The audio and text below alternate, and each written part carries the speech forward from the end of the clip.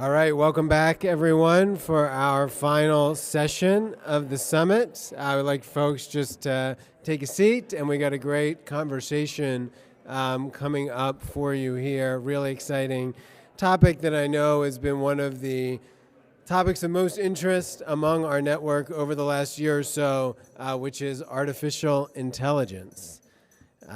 So really excited for this conversation, and we are focused certainly on both the challenges and the opportunities created by AI here at the New Deal Forum. And we heard yesterday about some of the most pressing concerns during our democracy panel. In the poll that Debbie unveiled yesterday morning, we asked people actually how familiar they are with how political campaigns are using AI. And for people who have heard about it, you can see some of their responses. They weren't all negative, but definitely included a lot of concerns about fake audio and video and disinformation. However, only 41% of people said they were very or somewhat familiar. So that's 60% who said they were not, kind of underscoring the need for over-communication, as we talked about yesterday, with the public before and after issues arise with AI. So for more on this, we hope you'll check out our recent guide that is on our website for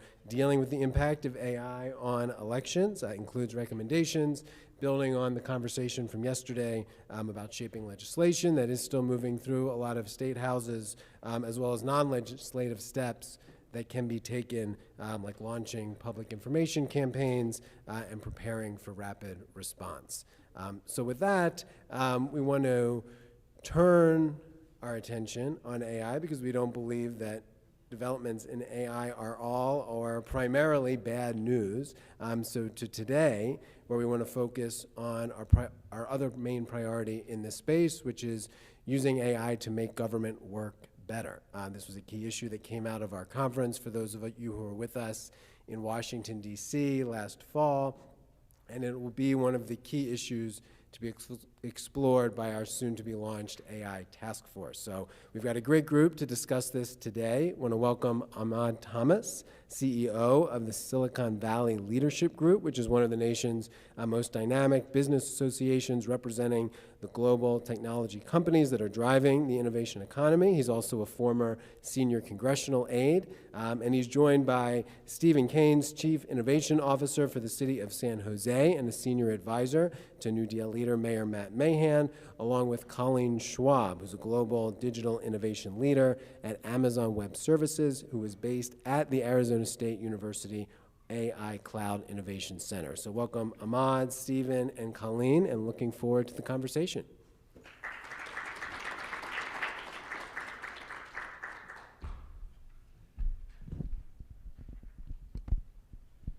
Well, thank you very much, Jonathan. Honored to be here and honored to be on a panel with such an esteemed group of experts. So I thought what we would do here, I can give a brief intro because I want to make sure we hear from you all and leave time for the audience to engage. And please, let's make this as engaging a panel as we can. I know we're wrapping up what's been a very good couple of days for all of you here. So where you have questions, we want to make sure to hear from you and ensure that you are engaged in the conversation. I'll give an intro, talk about how Silicon Valley Leadership Group is connected to AI. Then maybe Colleen will turn to you first, and then to Stephen to hear from you, and then audience questions. A little bit about me, Silicon Valley Leadership Group first, what we're doing around AI, and some of the opportunities that I see connected to AI in this space. We are the business association of the tech employers in Silicon Valley, of all the large employers in Silicon Valley. We were founded in the late 70s by David Packard of HP. At the time, there were about 30 companies that got together to invest in the Valley, to create real bridges between the public and the private sector. A lot of, I think, visions of the Valley going places.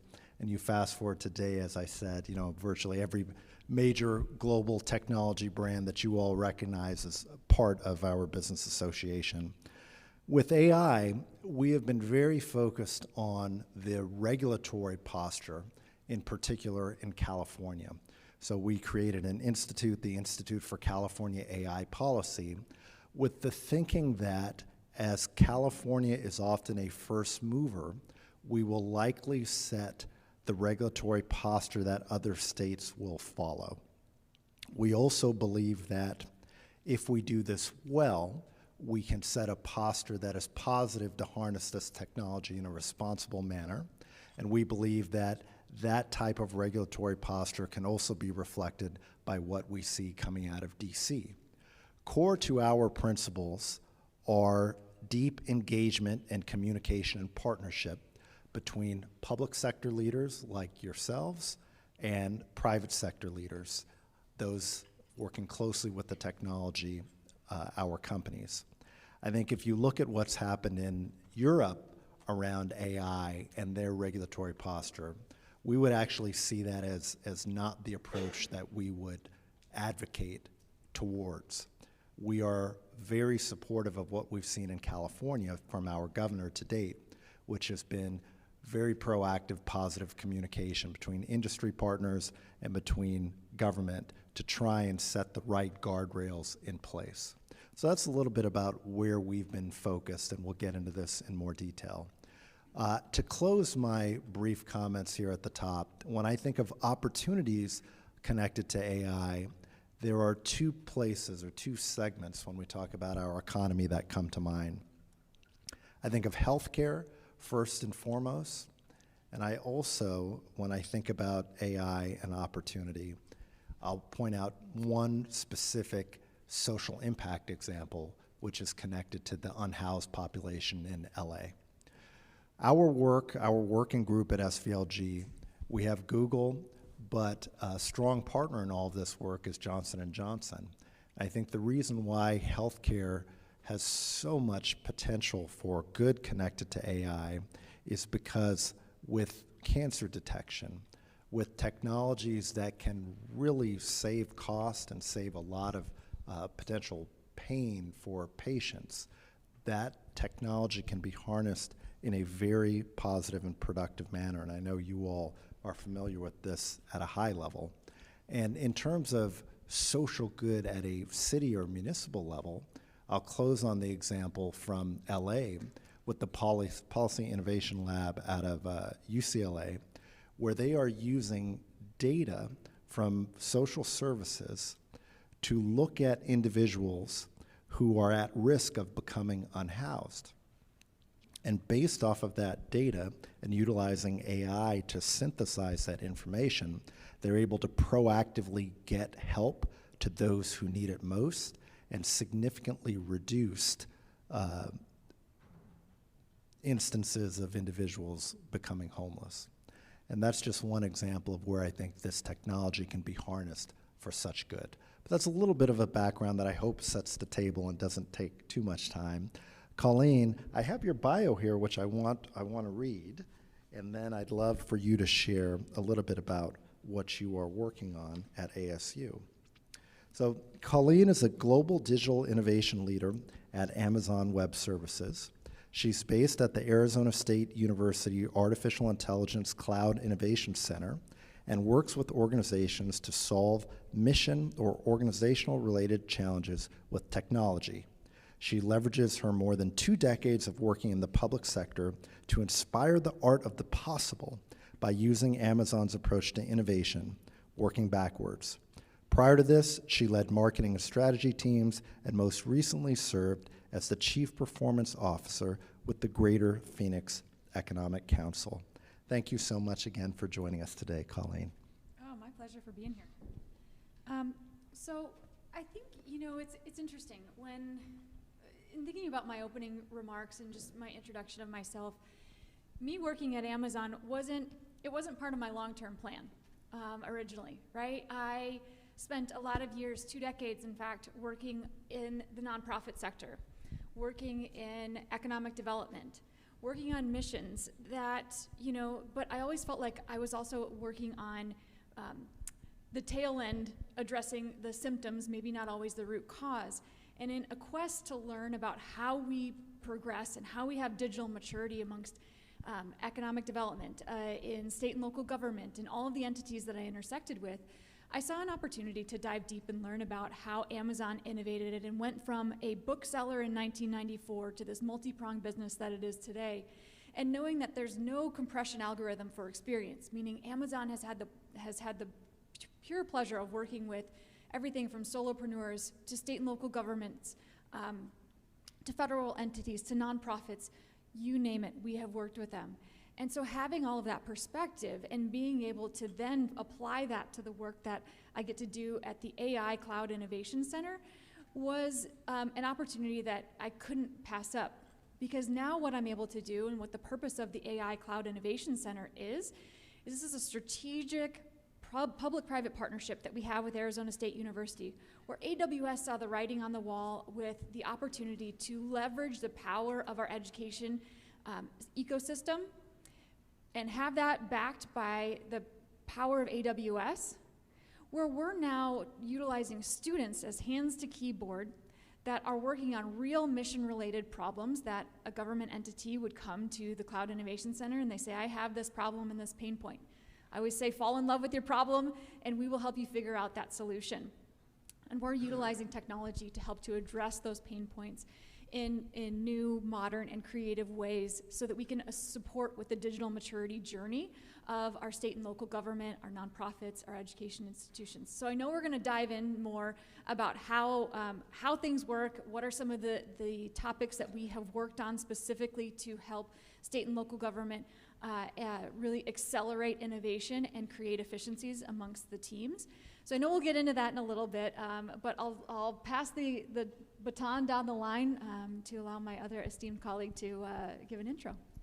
Yeah, thank you so much, Colleen. And let me make sure I read Stephen's bio. Now, Stephen's someone we know locally, both of us based in Silicon Valley.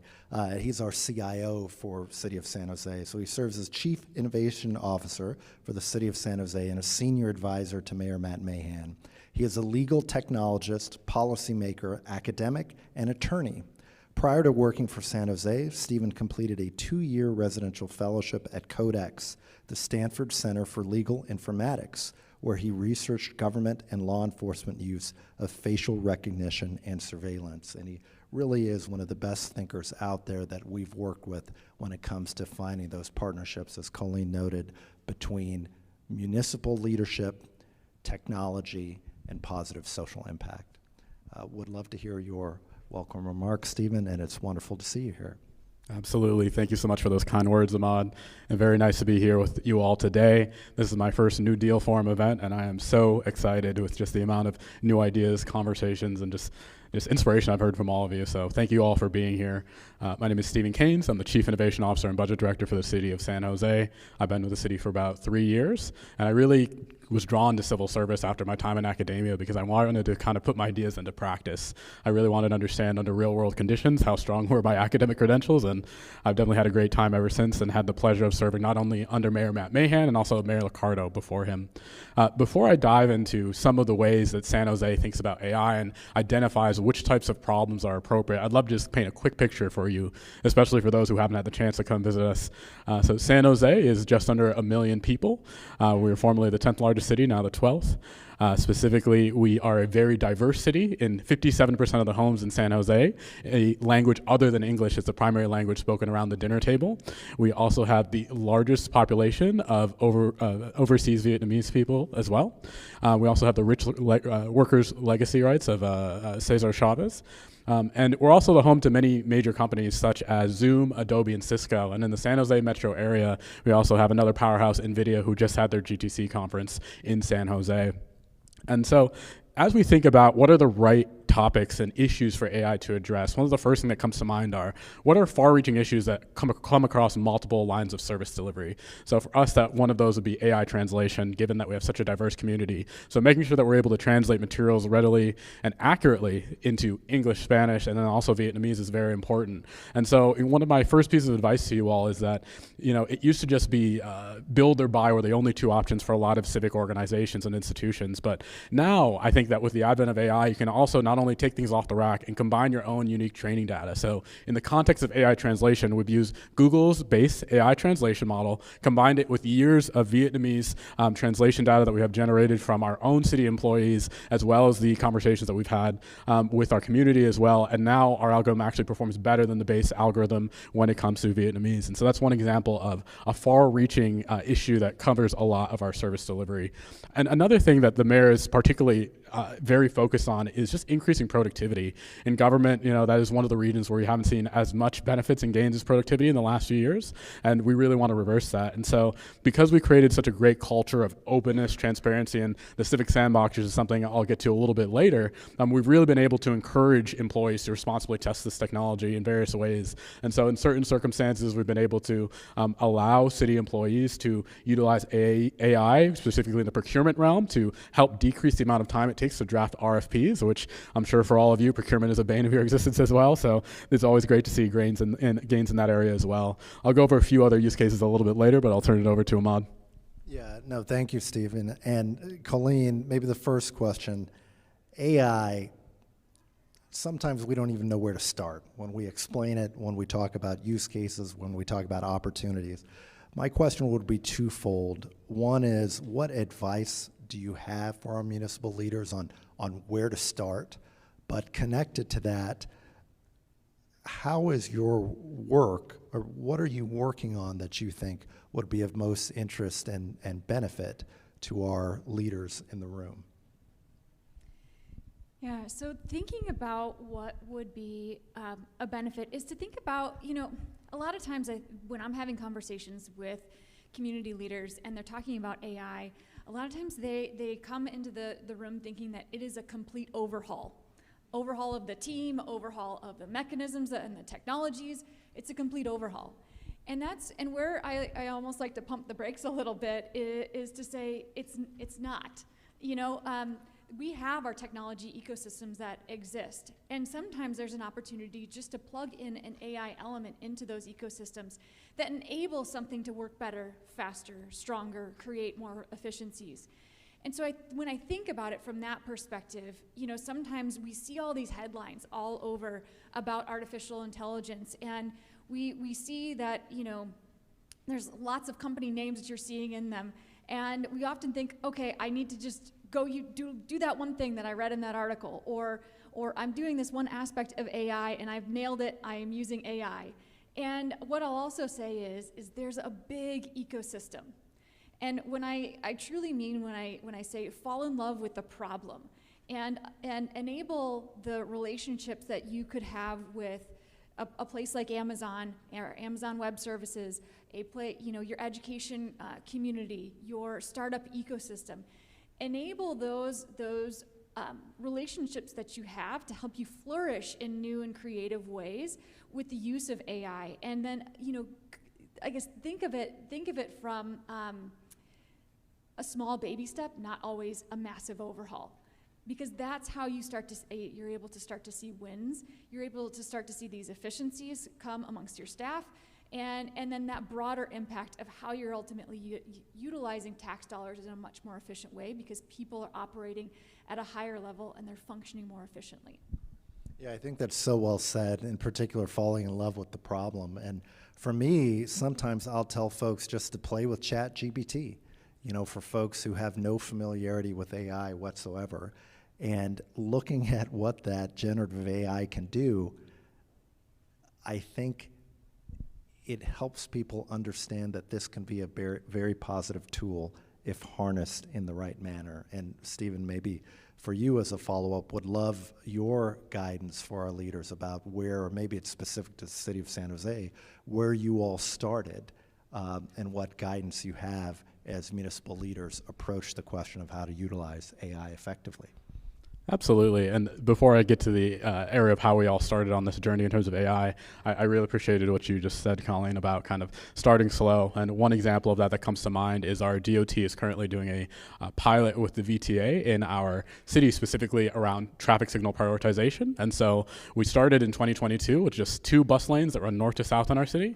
And we've been able to essentially utilize AI in a cloud-based manner to alter the traffic signals to reduce red light delay for city transit. And the idea here is simply how can we reduce friction for residents to be able to make pro-social decisions. So encouraging public transportation through reducing resident wait time is one of those avenues. And so we saw some success in 2022. We expanded that to 13 additional intersections in 2023. And actually today at City Council will vote as to whether to approve a contract for an even larger deployment because we found success there. And so I think starting in an area where, to Colleen's point, you're not ripping everything out and things that you can roll back if the results show otherwise is a very key point here. And so doing things that you can undo, I think, is a key point when you're piloting a lot of these technologies. But to answer Ahmad's question about how did we start here, I would believe that our AI journey really started around 2020 when we developed our first privacy principles with the help of Harvard Kennedy School fellows. And from there, we developed our privacy policy. We then hired a digital privacy officer, which I was very happy to serve on the hiring panel for that, as well as our data equity lead and a chief data officer as well. And so over time, we've really just been building this internal capacity to answer these really difficult questions. And so it's been really great to not only have great ideas come directly from our IT department, but some of the best conversations I have all week is when our public library or other departments will come forward and say, hey, I have this really great idea. Can you help me think through this and game plan what an implementation strategy would look like? And so I think one of the indicators, once you've kind of lit the creative and kind of intellectual fire, if you will, with your staff members, is when the ideas are not just a one-way street and you actually get some return back in terms of people doing their own research, to Ahmad's point, and coming up with innovative solutions. And so laying the groundwork for privacy policy to understand that even in technology outside of AI, to make sure that we're responsibly doing this, I think was one of our first steps to allow us to move forward with confidence and really enjoy the success that we've been facing today. Yeah, and Stephen, maybe it's worth taking a step back, cognizant of us being in Arizona, a different climate, literally, figuratively. Paint the picture about San Jose as a community. I think that'd be helpful. You began that in your intro, but for folks to understand, I think one of the interesting conversations that I often have is as people get a sense of the diversity in the city of San Jose.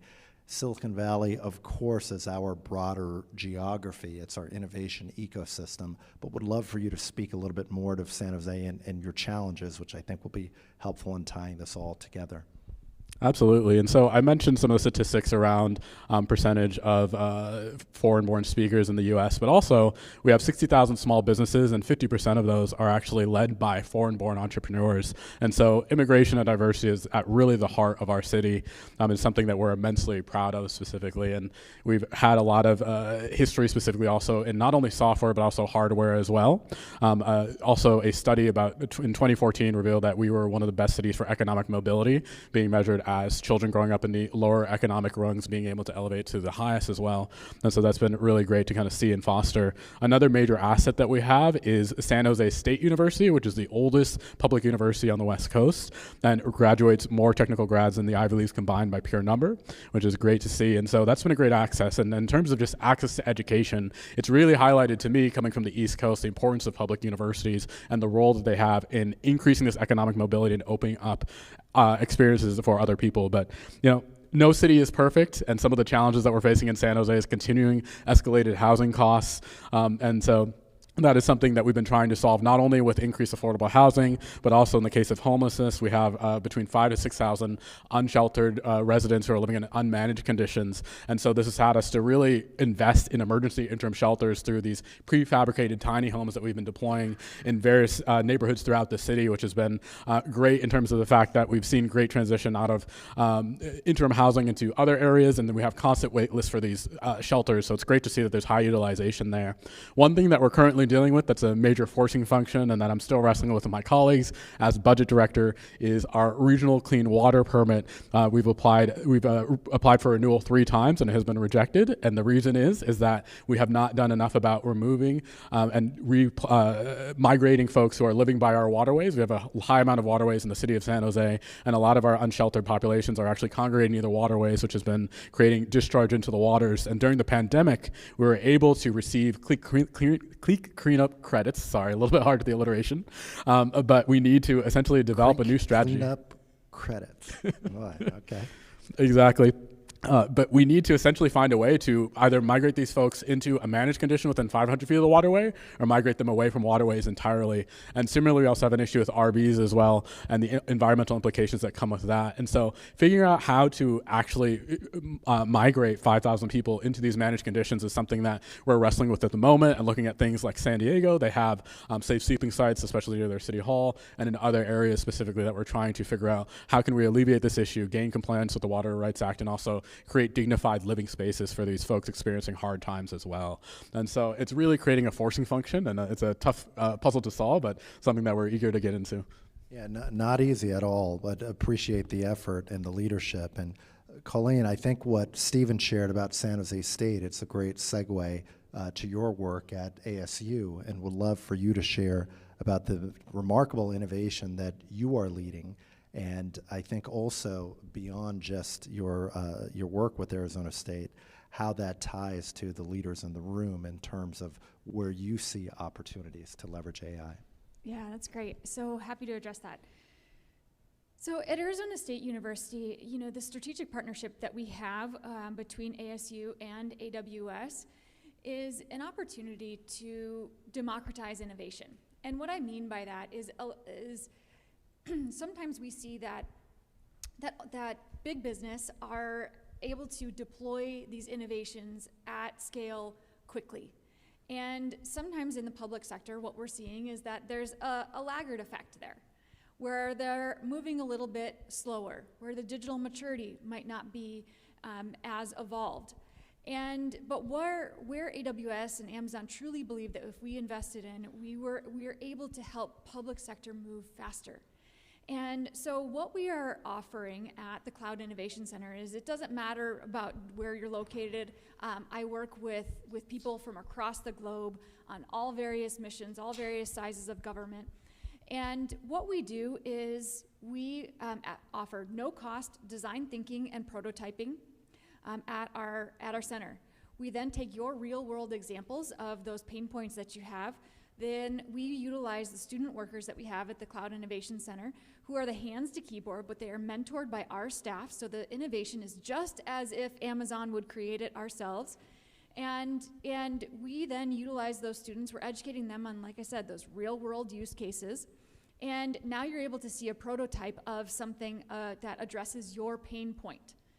And then with the idea that if you're able to see a prototype, you're able to bring it back to your leadership, you're able to bring it back to your city council, your mayor, whatever that might be. Showcase how that technology can actually be utilized in your image and likeness to address your particular pain point. Then you're able to, embrace that technology a little bit more easily to be able to implement that into a production type workload in your own ecosystem. So it's not taking this massive overhaul approach, it's taking a rapid prototype by rapid prototype type example, so that then you can, like I said, see that. And this comes at no cost for our public sector all across the globe. And so, I welcome people to, come to us with your pain points and your problems. Come to us and let's talk about how we could address them with utilizing technology. But I'm also going to say that another thing that really is critical to being able to leverage the use of generative AI and the Cloud Innovation Center is data. And I think Stephen can probably also speak to the importance of data and data consolidation and having data available, especially in the cloud, to be able to maximize the use of generative AI. So if you're coming to me asking about wanting to apply AI to some of the pain points that you have, one of my quick follow fast questions is going to be, what kind of data do you have access to? And so so knowing that how your ecosystem operates with data, and even if you have those questions on data and you're like, I don't know, that is an area where we can help you too. I mean, don't worry about that piece of the puzzle. I encourage you to come to us, even if you don't know where your data lives. Like, let's talk through that, and I can help you with the right questions to ask your internal teams. But there is an opportunity to leverage technology, and like I said, taking those baby steps forward to be able to maximize operations, to improve resident services, you name it. We have worked on innovations to help address those pain points. And how do the leaders, the executives in the room, best engage with you? So you can go to cic.asu.edu. You can find me on LinkedIn. I've got cards. I've got a couple great colleagues that are here in the room as well. And so we are here and at your disposal. Just feel free to reach out anytime, and I will make sure to double back with you. Yeah, thank you, Colleen. And not to get controversial here, but this is something that might be a philosophical question. This idea of our public sector, our municipalities, not moving fast, or certainly what I have experienced, although San Jose is unique, we do see our companies in the private sector moving at quite a, moving much faster around innovation than municipalities. Is that a culture challenge? Is that a resource challenge? Is it neither? I would love you all to opine around that. So I think part of it is a little bit of leadership, and by no means am I calling anyone out, but I do think that, on some levels there's moving with a vision, and then there's moving with a vision confidently. And I think that a lot of different municipalities are at different stages of that. And so one thing that I've just been very fortunate with working with the city of San Jose is that, again, we've really assembled a superstar of people just in different departments that all have some familiarity with technology and the vision to actually make things better with really intentional, responsible use of technology at the forefront. And so to give you an example of how this would play out, we have a 311 service, like many of you throughout in your jurisdictions, which are useful for reporting anything from potholes to fireworks to road obstructions and things like that. Like many of you, we get thousands of reports each year, and it's often very difficult to keep up with the demand. Our current information technology officer is Khalid Tawfiq, and he had this vision where essentially instead of relying on residents to report, what if we could find an automated way to detect issues before they happen and then essentially alleviate the resident from the responsibility of having to report these issues manually. And what that looks like in practice is he's deployed a pilot program specifically where we attach cameras to city fleet vehicles and which drive every mile of San Jose. And right now we're testing only in one district on a parking enforcement vehicle. But with 4 vendors at once, we're able to essentially, once we redact faces, license plates, and other personal identifiable information from the video, share that information, those video feeds, with 4 different vendors to be able to try to identify potholes and other road obstructions specifically. And so with that, I think that it's a great example, but it really speaks to me how without that leadership, that vision, and also that confidence, we wouldn't be able to move forward and really kind of celebrate these achievements specifically. And so I'm really just honored again just to work at the city of San Jose and just really be able to advance great thought leadership. And as one additional point, we have this notion of the civic sandbox, which the mayor of San Jose often defines as specifically just having fast iterative cycles with joint venture specifically with private and public players to specifically solve some of our hardest issues. And so often, as we all know, procurement can be very difficult to stand up novel projects, but when you have many willing partners and folks like Amazon who are willing to engage in so many conversations before the contract is signed, it's really great to be able to kind of borrow from their institutional knowledge and really be able to incorporate these in solving some of our most difficult issues. Who sets that vision? Is it the mayor or is it the department heads? Do you all kind of go to first principles with mission and vision when you have new city leadership? Where does that come from? It's honestly a mix because, as you can imagine, IT directors are not replaced on the same time schedule as mayors and elected officials. And frankly, there's often some carryover. Another great former IT leader we had, Rob Lloyd, who was an amazing visionary, and he's just been elevated to assistant city manager, I believe. So he essentially is still in the organization, but runs other lines of service. So there is definitely a lot of push from elected officials, which can often grant the authority, but also they act as a magnet to attract other great partnerships. And so while our IT department does great work, I'm often the most visible kind of portion of our innovation infrastructure specifically. And so I often act as a filter for specifically what opportunities may come to the city. And if it's worthwhile, I'll easily connect you to our, let's say, head of public works for that kind of investigation, that type of continued processing. So it definitely is a myriad of people. I don't think it's any single one, but having the elected officials that have the faith in the staff members and giving them that leeway to figure out problems and really even pitch them ideas what they're looking for, I think is the biggest thing. And yeah, thank you, Stephen. And Colleen, would love your perspective. Perhaps there's a leader in the audience who's dealing with a situation where things aren't moving fast enough when it comes to adopting new technologies, when it comes to innovation. Would love your perspective again around that. I think it is primarily often a cultural set of hurdles that have to be overcome. But what do you think? So culture at Amazon it reigns supreme. In fact, I go around the country, and I am a Amazonian that is certified as a culture of innovation speaker, where I talk to universities, I talk to state and local government about building that culture of innovation and learning from how Amazon went from that bookseller in '94 to the multi-pronged business that it is today. That wasn't by chance. And so I agree. I think that culture is a really key component of that, and how you continue to encourage staff to be innovative, to not just have a pain point and let it just irk you and sit in that, in that junk with it, but how do you come up with a solution against it? And so one of the examples that I could give, about a pain point that, say, an attorney's office, a county attorney's office, right? They have, especially in Arizona, if you think about it, Maricopa County is large. And lots of jurisdictions from the various police departments are sending in police reports. And they're coming in, similar information on each report, but different formats. It's also coming in different mechanisms. Some are PDFs, some might be scanned in. It really ranges. And you can imagine that when those come in, they have to be processed. And that processing process is very manual in nature. But we can apply generative AI to that to be able to ingest that information into one system and be able to ask questions against those documents, alleviating so many pain points that those people within the attorney's office, that the lawyers, the attorneys, that they are having to do to process the paperwork. Now, that's just one example. And how did that come up? It came up because one representative in the IT department had said, hey, I think I could address this pain point, brought that to his leadership, and they said, that's a really interesting idea. That would save us hours upon hours of staff time if we were able to do what you're saying that AI could do. So he then reaches out to the Cloud Innovation Center, and he says, hey, I've got this idea.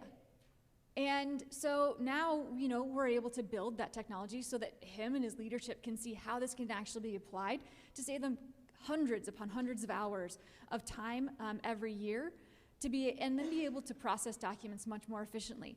With the end vision and goal also of, if they're able to ingest past documents of police reports, also apply predictive analytics against those to be able to assess crime trends and address them hopefully before they become a significant trend that's in the media headlines, right? When you think of it from that perspective about the power of AI and the power of technology, it's not just about improving one side of the coin, it's about improving all of it, the community, the residents, enabling police officers in a more efficient way to address crimes. So it takes a think big moment, but knowing that you have to act maybe in a small way to get the ball going. I love that. Think big and find ways to act in small ways to solve the problem. I want to ensure we're bringing members of the audience in for questions. And while you all formulate questions, I will ask one more follow-up because, Colleen, you said something might be tangentially related to this AI conversation, but I do have to follow up. How do you summarize that winning culture, answering the question of how Amazon went from a bookseller to what it is today? So at Amazon, we've got kind of 4 different pillars when we talk about it. We talk about our leadership principles. We've got leadership principles that no matter where I am across the globe or what language somebody else speaks, if we say a set of words like, dive deep or think big, or we know the sub-definition of what all of those mean and exactly what our colleagues are saying. So finding about how you create leadership principles amongst your own teams. It's also about how you think about your technology infrastructure, thinking about it from a microservices lens, kind of like we've talked about. How do you create those small opportunities to win, but also enabling your team to try, fail fast, pull back without it costing a lot of money? That's the power of cloud. and why we find that so many municipalities, when they really lean into cloud, that they're able to move much faster in that capacity. We also look at how we construct our teams.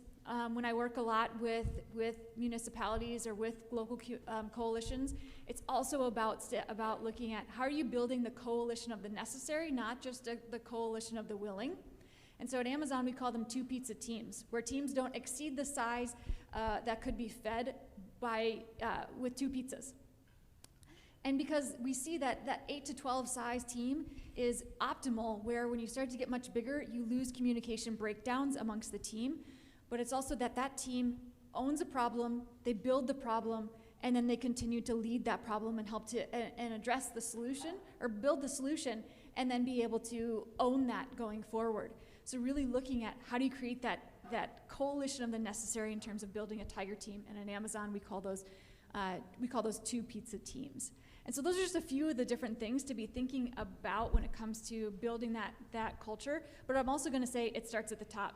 We all know Jeff Bezos, Andy Jassy, right? That they drove a culture of innovation to inspire teams and inspire people to be builders, to enable a culture that ultimately, when you think about it, innovation and failure are 2 inseparable twins, that they go hand in hand. You can't, if you already know that something is going to be a success, well, it's not an invention, right? It's not an innovation, because ultimately, you're not taking that risk far enough. And so kind of leading with some of those pieces is really important. So powerful, and thank you, Colleen. I want to look around for questions. I see in the, I don't have glasses, so I can't see name tags, but in the green shirt, you're right in front of me. This is fascinating. Thank you all so much. Oftentimes in government, we're very defensive about AI instead of leaning in and figuring out how we can utilize it. So using the example of the legal department and working with Amazon. So you come up with a solution for this local government. They implement it. Then do you monetize it? What happens then? Because obviously somebody else is going to benefit from that, it would seem. It's a great question. And so at Amazon, we enable businesses to utilize our services that we have developed to support their scaling and infrastructure. And so certainly what we do at the Cloud Innovation Center is open source. And so the idea behind that is we're not taking any of your proprietary data or any of that type of stuff in our open source model. But the idea behind it is yes, that another entity across the globe could very much benefit from that, because the mental model of that innovation isn't just applied to the attorney's office. You can think about that from a transportation invoicing department or whatever that might be. And so one, we make that code and that solution open source. So technically speaking, any other entity could take that solution up and apply it into their ecosystem with some light tweaks and be able to utilize that same innovation. We also see opportunity where startups, I've worked with startups who say, wow, that's really cool. You've already addressed a customer pain point. Could I take that code and be able to create a solution off of it and then monetize it? Absolutely, that's fair game as well. And so our whole goal is to be able to, like I said, democratize innovation, but then do innovation on innovation. Not everything is a brand new bespoke build. And you can move much faster when you start to look at what has already been done, how can I tweak that to meet my needs? And that is the power of what we're able to do. So when we do this particular challenge that we're working on right now with the attorney's office, our next phone call is going to be for others that have that same exact pain point. Yeah, thank you. Hi there. My name's Colin. I'm on the City Council in La Mesa, California. Appreciate you guys being here. One of the things that one of the surprises I had as a local elected official is that I constantly get pitched like smart city stuff, like things to buy. I don't know if the legislators have the same experience, but I'm sure small city council members do. And so some of them are like make a lot of sense. Like I think Stephen, you mentioned like translation services. Like it's great investment. We should do that.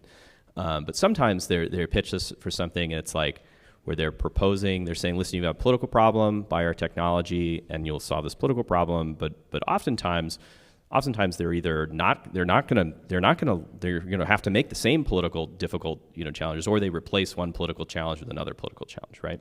And we have an example in the city of San Diego, which is adjacent to my jurisdiction, and where they bought a bunch of smart street lights that had like cameras, and one of the many promises on this was that it was going to help us identify where bikes were going, so we could make better infrastructure investments.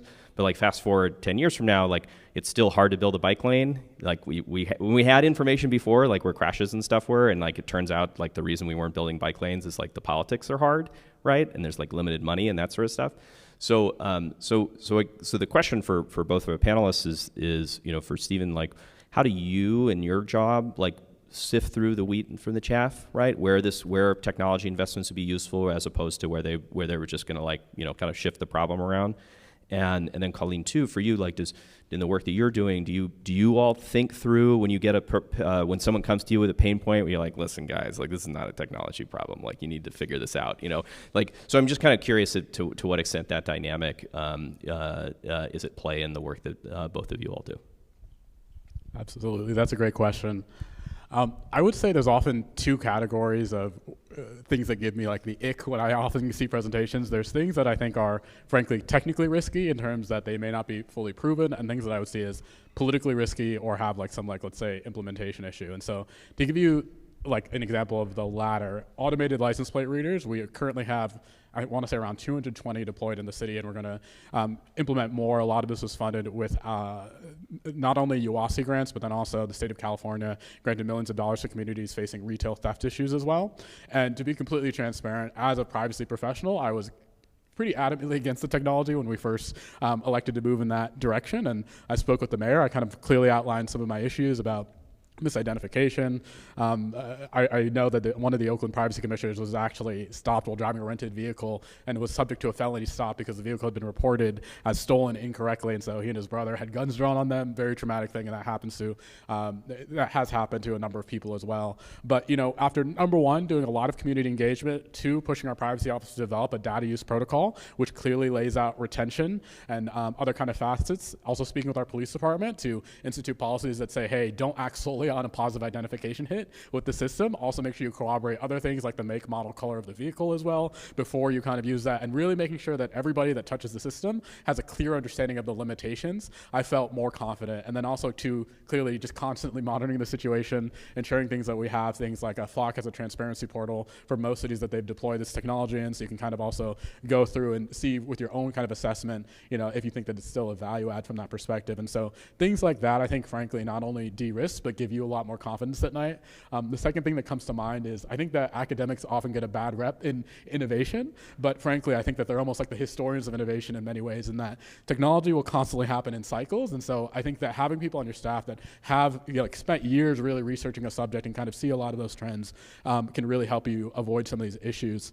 One also resource I want to present to you all is the City of San Jose has also created a government AI coalition that now has over 500 public agents and represents over 200 public agencies. And so one thing that we did in our phase one was actually release a set of deliverables that are meant to help correct that information asymmetry that we often face when we're being pitched technologies. And so we've created things like an AI vendor fact sheet, which will essentially request from vendors to identify how is the model trained, has there been a third-party audit associated with this. We've also released essentially AI policies that you as a city can choose to adopt or amend based on what you're looking for. We also have a vendor registry of companies who have proactively identified themselves as responsible users of technology. And we often just have regular convenings to be able to share information and really say, hey, what was your experience with this one vendor? What stage are you with them? What did you like? What didn't you like? And so I think also too, we often spend so much time focusing on our communities, and we should, because it's our residents' tax dollars, frankly, but frankly also dissolving the barriers between ourselves and convenings like this, and even just having a relationship with someone where even if you haven't talked in 8 months, picking up the phone and say, hey, I saw an article that you guys, had a contract with these folks last year. Where are you all now with it? I think is really important to just give you that peace of mind that you're moving in the right direction. So those are some of the things I look for when I'm trying to suss out whether an opportunity is right for the citizens of San Jose. I'll also add, when I get pitched a lot of different ideas, right? Not all of them are the right fit for AI or Gen AI. And I'm gonna tell you that. We're gonna have an honest conversation, because not everything can be solved by this one technology, right? It's not gonna enhance everything. And so we'll have that open and honest conversation. One mental model I will throw out to the crowd is that at Amazon, we lead with a customer obsession. And everything starts with the customer, and we work backwards from that. And so when we are looking to innovate, we're always listening to our customers. We're thinking about what their pain points are, what they're complaining about, what they're telling us. Because even when they state that they're perfectly satisfied, they've always got ideas, right? Being a consumer yourself, you always got ideas about how something could be better. So we listen to all of that. But then a lot of people come and they'll say to me, well, if customers have a lot of ideas, how do you pick the right ones to innovate on behalf of? The mental model that the Amazon.com side uses, and I'm going to tell you this, even though it's not a perfect alignment to what you do, but I would encourage you to think of this from how could you apply the same mental model, is Amazon looks at it from durable needs: price, selection, and convenience. Nobody is ever going to tell Amazon.com, I wish that your price was actually more. I wish that your convenience of checkout process was more cumbersome. Or that I wish you had less selection on your platform. Customers are never going to say those things. So find out what and do maybe some brainstorming with you and your team or whatnot. What are your durable needs? How can you think about technology and innovation to apply that it has an impact in the right ways that you want it to have that impact, so that it's not just a flash in the pan, but actually creates a long-term impact? Yeah, thank you. That's a great question. I want to see if we can get two additional questions in. And Stephen, on GovAI, which is incredible what you all are leading while we're looking for the next question, how can leaders get more information and engage with you around that? Absolutely. So we have a sign-in page specifically on San Jose's website, and you can approach me afterwards if you'd like a QR code too as well, just to make it easy. But San Jose GovAI Coalition and Google will get you there. One other thing I just wanted to quickly add, Ahmad, going back to your LA model that you referenced in your opening remarks, one thing I think is really it's relatively simple, but I think it's impactful, is almost every AI model, if you just boil it down to a theory, like, and test what are the basic assumptions, which in that situation, it's that there are certain predictive factors in people's economic profiles and also the way that they access services that will indicate whether they're on the cusp of homelessness. Even if you just take one simple strain of that, which is, let's say utility bills as an example. If someone falls behind on their utility bills, that's one of the first signs that they may be experiencing financial hardship. So if even at just a low-tech way that you wanted to utilize that pathway but not go full bore in terms of doing AI as a full-scale deployment, you can even just send notices for available services with people who have late utility bills. And that alone, you're borrowing from the framework of what they're putting forward as a thesis, but you're not necessarily exposing yourself to all that technical leverage, right? And so I think sometimes deconstructing what are the assumptions for the underlying AI model or application can often even get you to a low-tech way that's cheaper and faster to implement with a lot less risk as well. And so that's something that I would also just also put forward as well. Yeah, really well put, Stephen. I'll look for one last question out there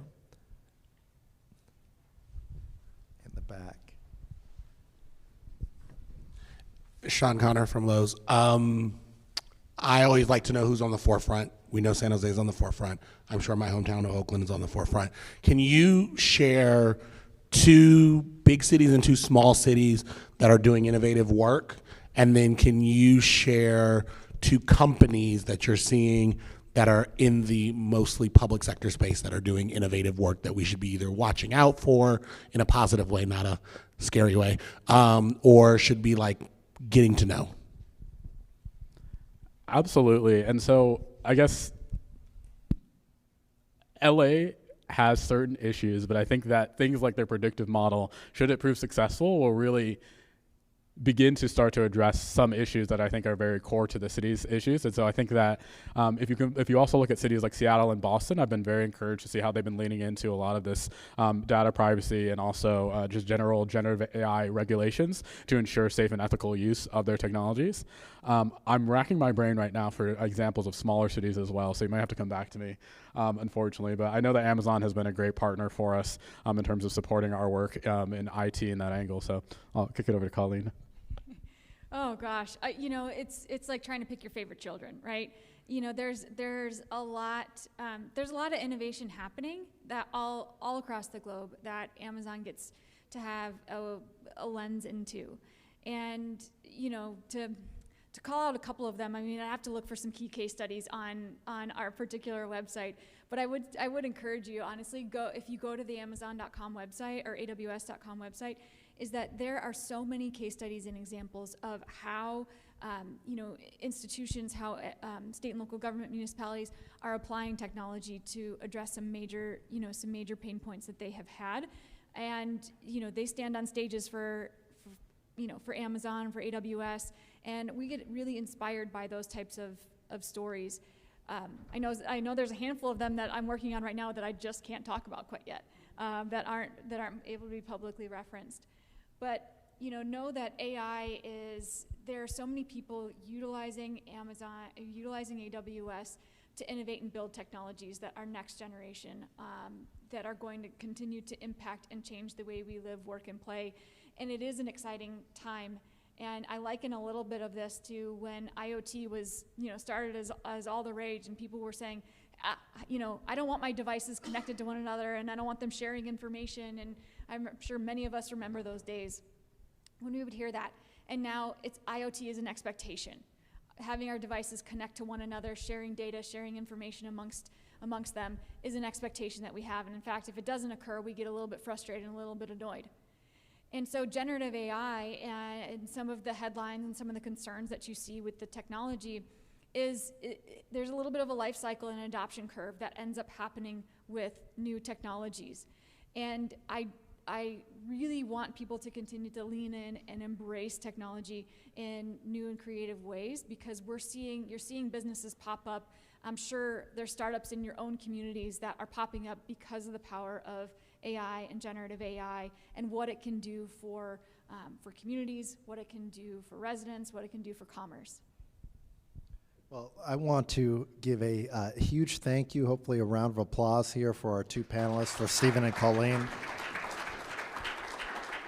And thank you all for such a wonderful discussion. If I gave a closing thought here, I guess for me it would be beyond the technology to culture, actually, which I didn't think we would end up there. But to me, I think that's one of the core takeaways from this conversation: building that culture around innovation in your city, in your state government, in your county government, and also to the great question around San Diego and La Mesa and the innovations there, really trying to get the right policies in place to ensure that you're screening opportunities in the right way that align with where your mission, vision, your core outcome, where you're trying to go. So again, thank you all for a great conversation, and we really appreciate the time today.